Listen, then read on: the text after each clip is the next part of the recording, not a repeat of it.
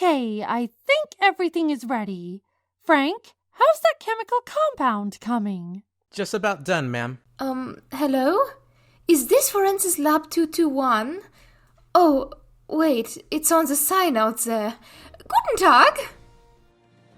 Oh my, I completely forgot. Hello there. You must be the new forensics officer. I am Jane Fincher, and this is my assistant, Frank Herod. Very nice to meet you, Lady Fincher.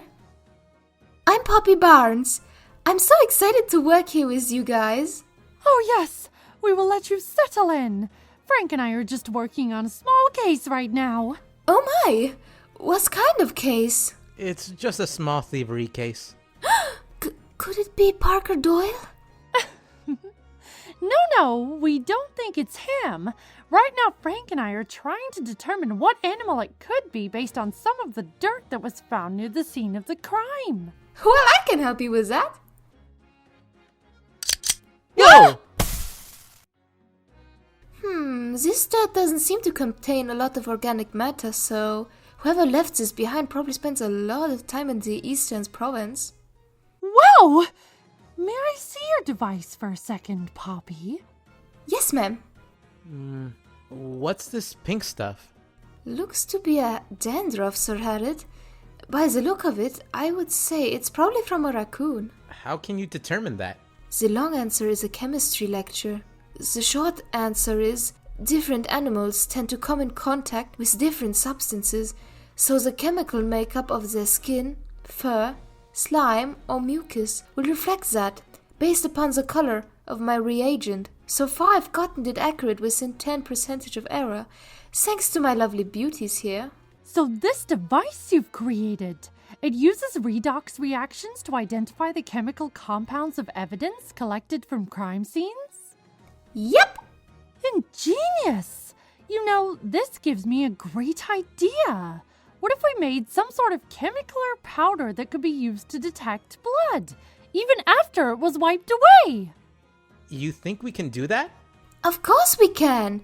We are Naybrook's Police Department Forensics Team A!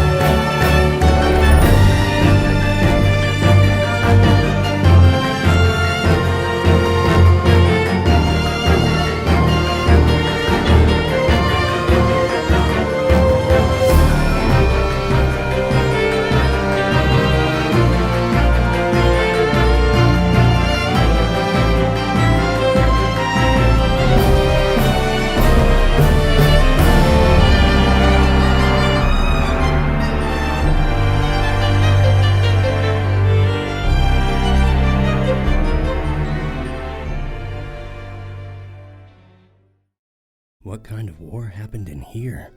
I can't believe Jane had a secret lab. And that all this time she was working with the ABS? What's the AB whatever? It stands for Animal Above Surface. It's this group of animals with the goal of finding a way to the surface world. Well, what's so bad about that? Nothing, but rumors have started going around that ABS plans on conquering the surface world, rather than finding a way to assimilate into their culture peacefully.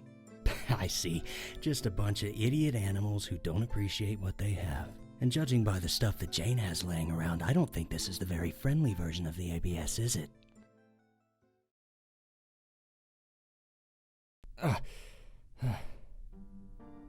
What are you doing over there? Hey, everything okay? I don't know. BBP. What's that? I don't know. But it sounds familiar. Like a memory? I think... Huh? What is this?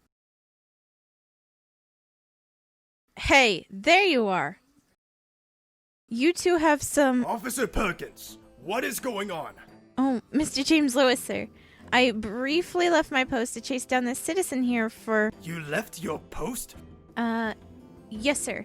Officer Campbell went to deliver the pictures and notes to the forensics team in charge of the case, leaving me by myself to look after the crime scene. That was rather irresponsible of you two. Oh well. Your services are no longer required, Officer Perkins. I will handle this newly found area and these two myself. But, sir, I... Leave! Now! Yes, sir.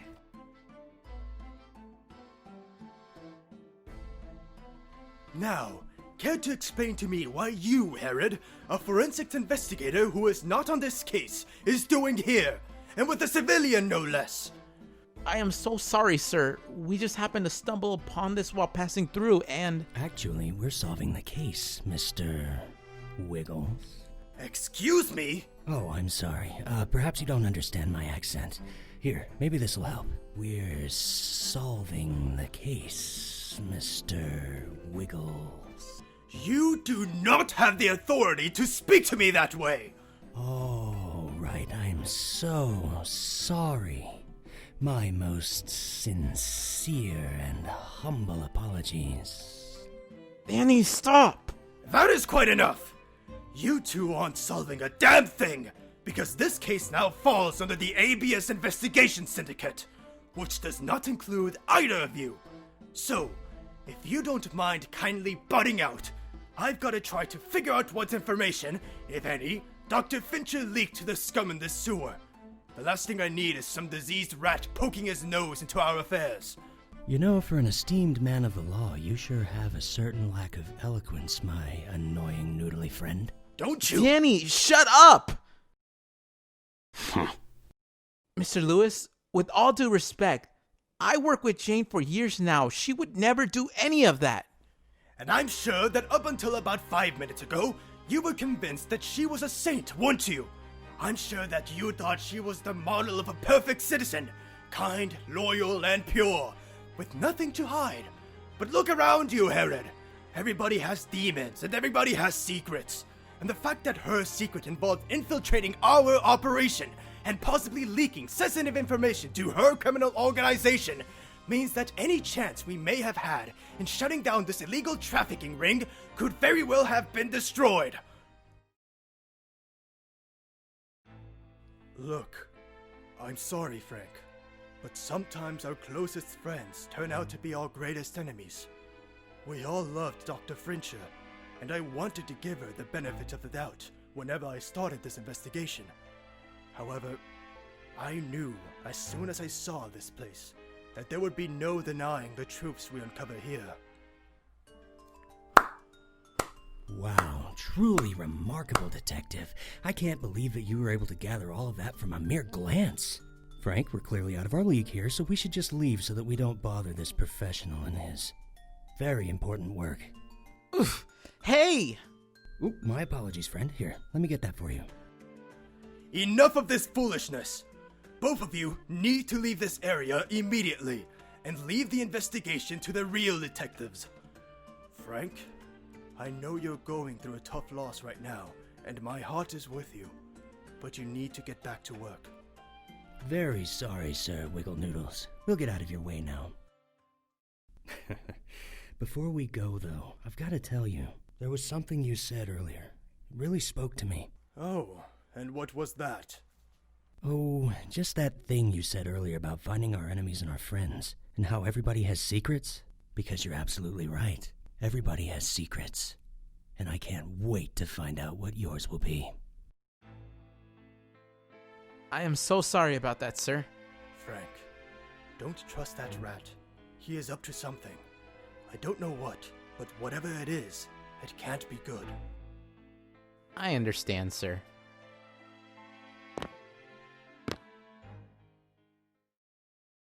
Where did that dead idiot go? Whoa! Figured we'd hang out here for the time being. We can't do that. This is the witness's home. Well, then I hope you like tea, because she's most likely going to offer us a cup whenever she invites us in as her honored guests. I don't even really like tea, to be honest. Wait, That's not the point. Why in the world would she want to invite us to anything when we just, I don't know, broke into her house? Because if she doesn't want to chat over a nice cup of tea, then we'll just turn her in as yet another member of the ABS. Of course. What the hell are you doing in my house? Not so fast, little missy. You press that button, and I'll tell the police about all your nefarious deeds as a member of the ABS, and I doubt you want to sit through another 8-hour interrogation. Are you blackmailing me? Pretty much. Danny, get to the point. Quite right, my fine froggy friend. All right, Miss Blue Bunny. Witness to the very crime outside of your window. Let's discuss what you're all about. Starting with... My name is Scarlet, not Blue Bunny or whatever you said. Look, I really don't want to deal with this right now. I already had to discuss what happened like 2 whole times already, and I'm tired of this. Why don't you just go ask that detective for my statement or something? Get out of my house now, and I won't report you guys. Sorry, Missy, that ain't gonna cut it with us. Ugh.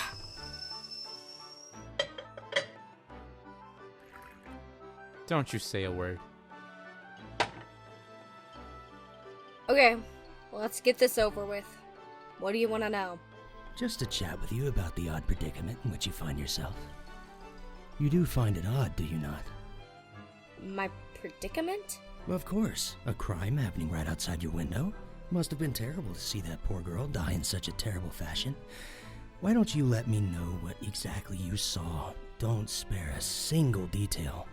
Who even are you people? Like I said before, I already gave my statement on the issue. We're private investigators for the ABS. What, we are? Right, we are. And the victim, Dr. Fincher, was a member of the ABS, so we're just here to make sure that this doesn't cause any more problems for our organization. You understand? What, seriously? They're hiring private detectives who look like they've been rotting on the side of the road for 3 years? And a scrawny little tadpole? Yep, that's correct. Why did I have to get caught up in this nonsense? Fine. If I tell you, will you leave? Aw, but we're having so much fun together. Yes, we will leave if you tell us. Last night around 12 a.m., I was working really hard on my posters. Huh? When I heard a scream coming outside my door, so I rushed to see what was going on, like anyone would. When I looked out the window, I saw that idiot Randy Fallon pulling a knife out of that woman's body. Then he dropped it and ran off, and I pressed my calling alarm. And that's all that happened. Now can you two bozos get off my back already? Wait, really? Yes, really? You've got a problem with that tadpole? Now let me explain exactly why that can't be possible. Your testimony makes no sense, Miss Jones. Excuse me? Are you saying I'm wrong about what I saw? That, or you're lying. For starters, the murder weapon was a scalpel, not a knife. They are 2 completely different shapes. I'm not sure how you could confuse the 2. Second, you said it took you 2 seconds to get to the window to witness the crime after hearing the scream. And in the small amount of time, a mouse took down a squirrel twice his size and you only saw the end of the fight? Not only that, but the weapon was found stabbed into the victim, not laying on the floor. Lastly, how do you know Randy's name? It's standard precaution when hearing a witness testimony to not give away any information about the suspect. So there's no way the detectives told you his name. A picture, maybe. Well done, my froggy friend. Well, Miss Jones, care to explain? Or should I do it for you? Explain for me? But of course. So what'll it be? We don't have all day. Too late. My turn. Huh? I'm guessing our good witness here didn't see anything last night, judging by the wrinkles in her bed sheets. My bed? Well, of course. Had you been in a hurry, you would have merely skimmed along the surface of your sheets, but no. These wrinkles are deep, meaning that you woke up slowly, more than likely sliding from your bed. Your desk is over here next to your window, so I assume you do all of your work here. If you had really been at your desk like you claimed, then your statement that it took 2 seconds to look out the window would make complete sense. But you didn't wake up from a scream by your desk, did you? You were completely passed out in your bed, meaning you didn't rush to your window in a hurry, but a nice, slow saunter. When you finally got your fluffy little tail to that window, poor Miss Jane had already been killed, and I assume you caught a poor Mr. Fallen in the wrong place at the wrong time. So, Miss Scarlett Jones, I don't believe you saw anything that night, and that you're twisting this lie to frame one Randy Fallen. How could you? How could you do such a thing? Should I answer that one too? No! That's enough! I will not be tortured like this. Fine! Randy and I used to date. What? Date? Really? But he... Ugh!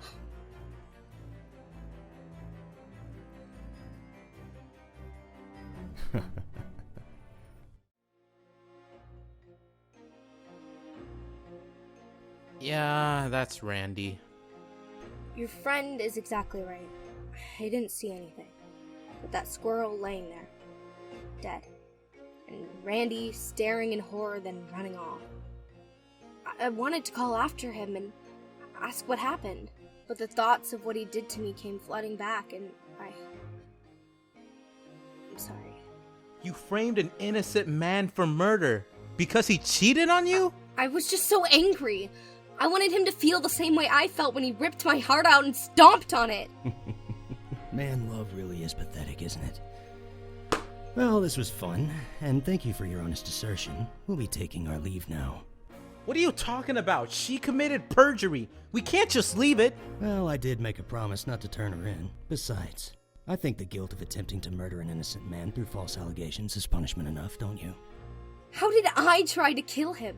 He's still alive? Right? Oh yeah, he's gonna be fine, because we're gonna save him. However, murder is punishable by death around here, is it not? So have fun knowing that your pettiness nearly got your former lover killed. Wait! Mr. Detective!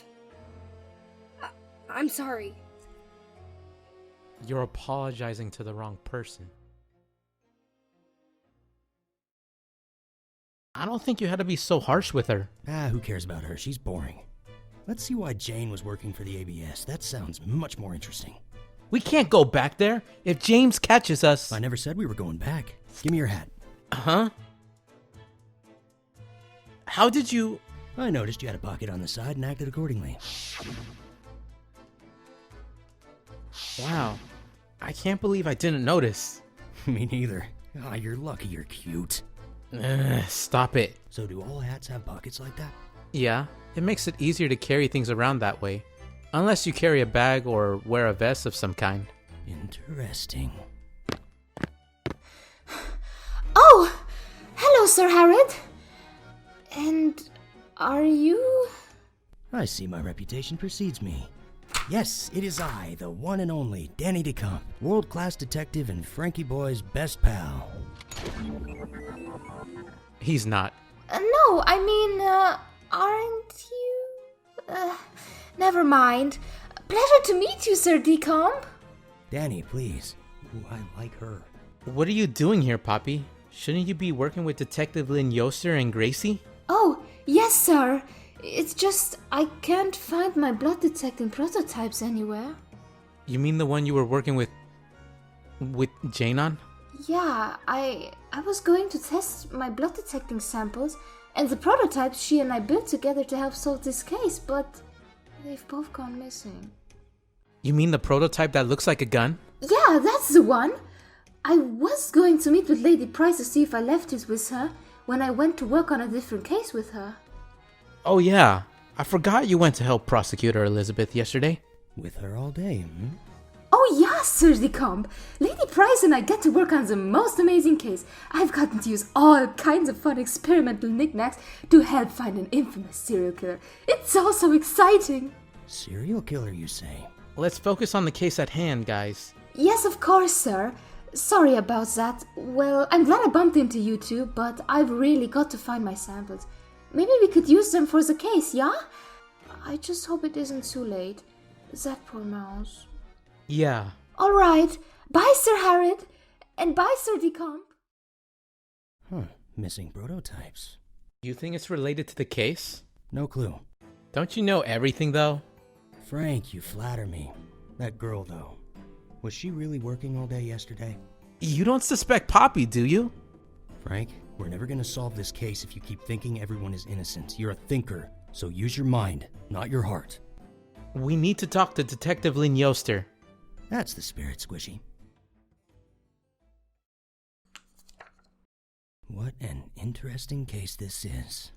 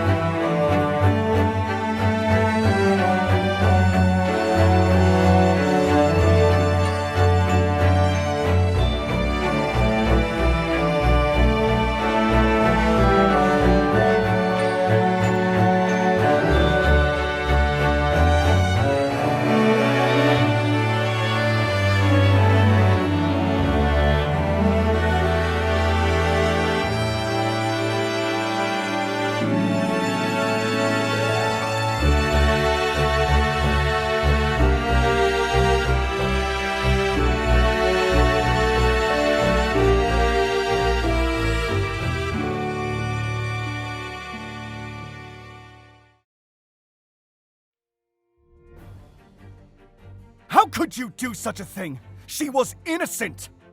Please, you gotta believe me. I didn't. Ah! I'm tired of hearing that.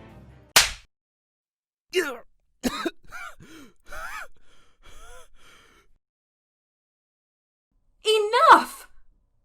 Goodman. Gracie, No, Yoster. Leave. Please.